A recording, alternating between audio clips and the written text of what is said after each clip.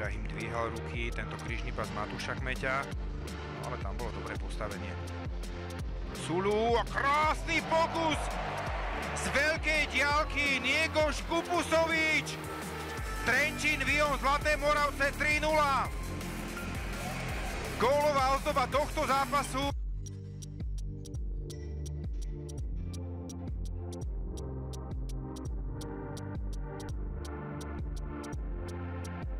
Innocentiho center.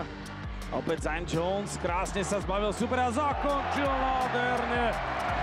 Zion Jones ešte v 90. minúte možno vykresáva iskierku nádeje pre domáci, pretože nastavený čas bude pomerne dlhý. Zion Jones a jeho pekná trefa.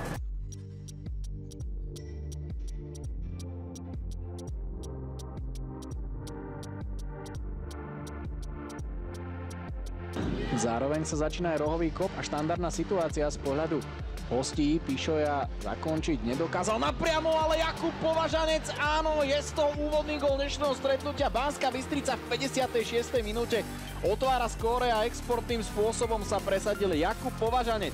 Krásne to trafil, výborný prvý dotyk.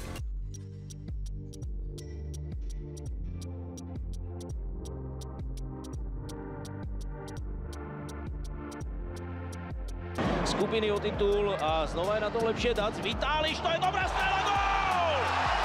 Aký gól dáva Milan Vitáliš v 19. minúte.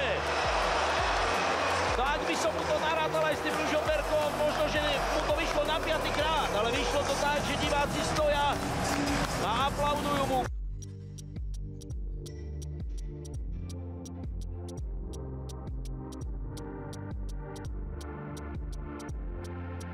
Strelec, gól! David Strelec v 78.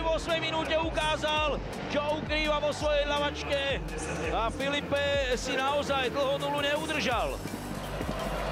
Nádherná strela Davida Strelca.